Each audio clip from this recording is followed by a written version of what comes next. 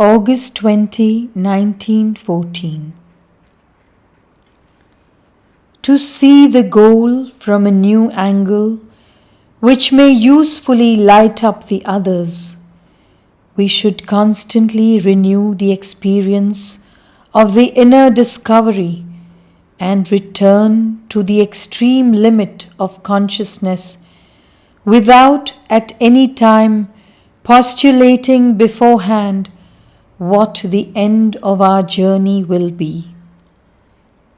But instinctively, the mind remembers the impression that it received from one or from some of the former contacts of our consciousness with the ultimate center and tells itself, that is what one finds at the end of the road.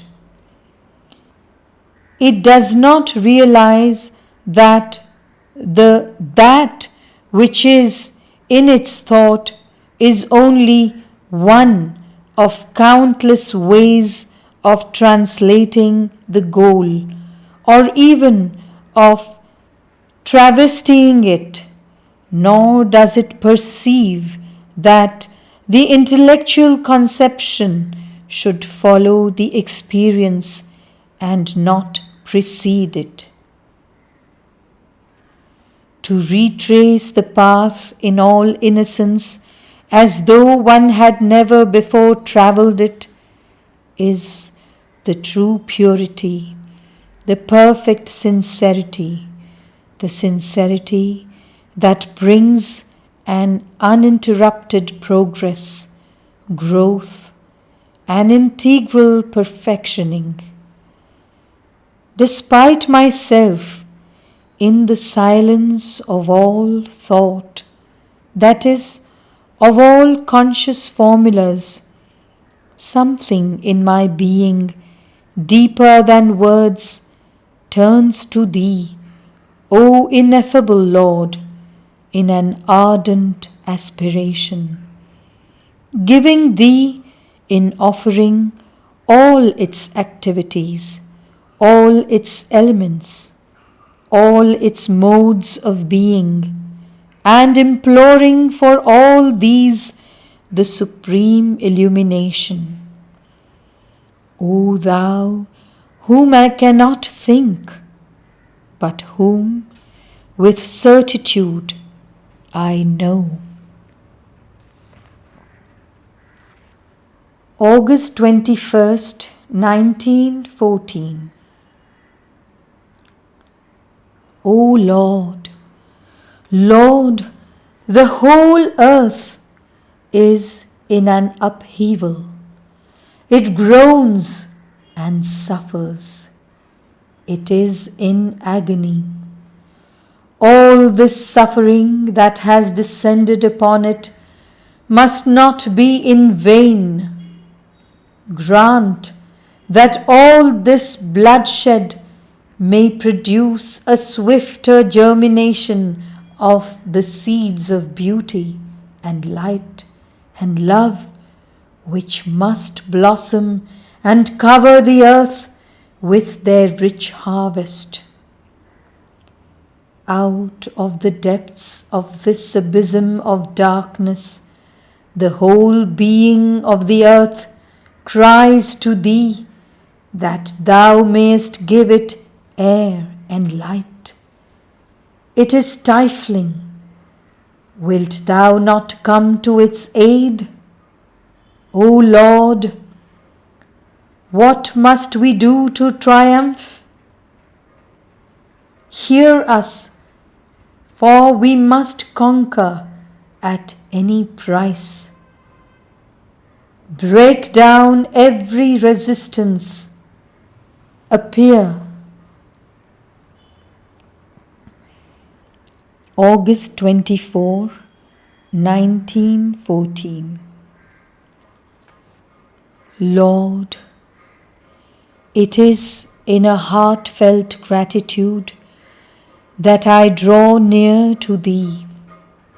Thou hast given me the first words of the knowledge I so longed for, and with this knowledge has come effectivity, the true power in each field of realization. It is only a beginning. It is not an accomplishment, but the road opens, visible and straight. There is nothing to do but to follow it. The veil is rent in answer to the humble but all-powerful effort of the dark days.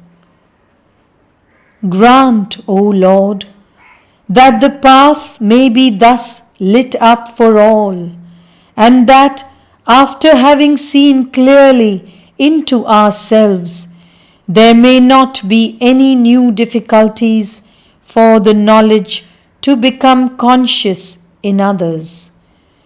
Despite everything, a human being, no matter how great, is limited, at least for a long time, by the very fact that he is human, and because even when he is in contact with immensity, this immensity is translated in his outer consciousness from the angle of his own personality. It is very difficult for him not to have a perspective partially obliterated, as it were, by his own viewpoint. But these last obstacles must be overcome, definitively broken down, so that they may no longer be able to rise again. The road must be entirely free, and the knowledge that has been glimpsed become firmly established. Thy grace is with us, Lord, and it never leaves us, even when appearances are dark. Night is sometimes necessary to prepare more perfect dawns, but perhaps this time thou hast placed us in the presence of the dawn that does not pass away. Receive the offerings of our ardent gratitude and our integral surrender. I knew that this notebook would end with the closing of one phase of my spiritual life. That is indeed what is happening. The light has come. The road has opened. With a grateful bow to the laborious past, we shall move swiftly forward on the new way opened wide by Thee before us. On the threshold of this new field of a vaster and more conscious realization, we bow before Thee, O Lord, in an integral surrender and adoration. We give ourselves to Thee without reservation. Once again, it is Thou who livest in us, and Thou alone. Thou hast once more become the King of Thy kingdom, but a kingdom vaster and more perfect, a kingdom more worthy of Thy rule. August 25, 1914. O Lord, let Thy will be done, Thy work be accomplished. Fortify our devotion, increase our surrender. Give us light upon the path. We erect Thee within us as our Supreme Master, that thou mayest become supreme master of all the earth. Our speech is still ignorant. Enlighten it. Our aspiration is still imperfect.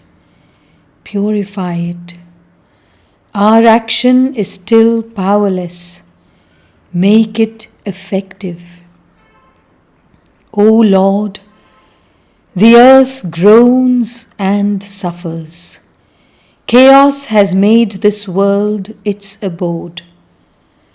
The darkness is so deep that thou alone canst dispel it. Come, manifest thyself, that thy work may be accomplished.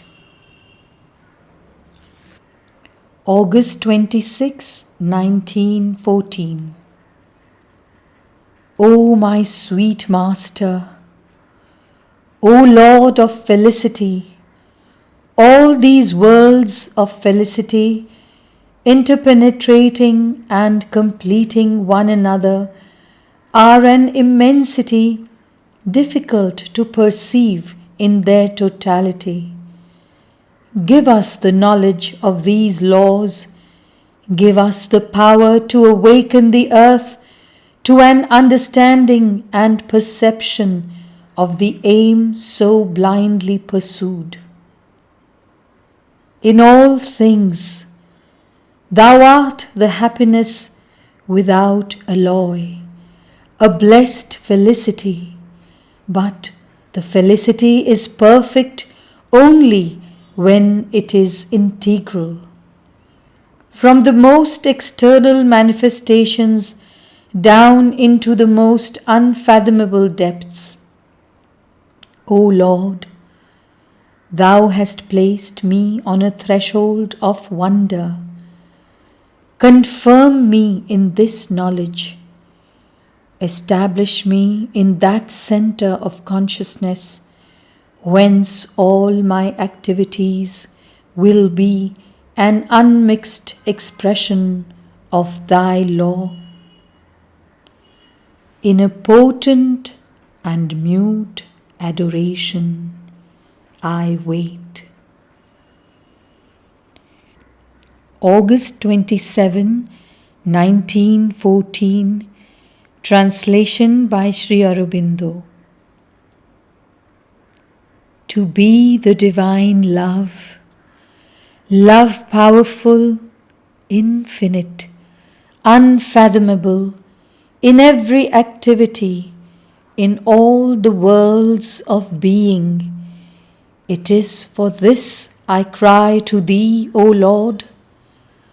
Let me be consumed with this love divine, love powerful, infinite, unfathomable, in every activity, in all the worlds of being. Transmute me into that burning brazier, so that all the atmosphere of earth may be purified with its flame. Oh, to be thy love infinitely.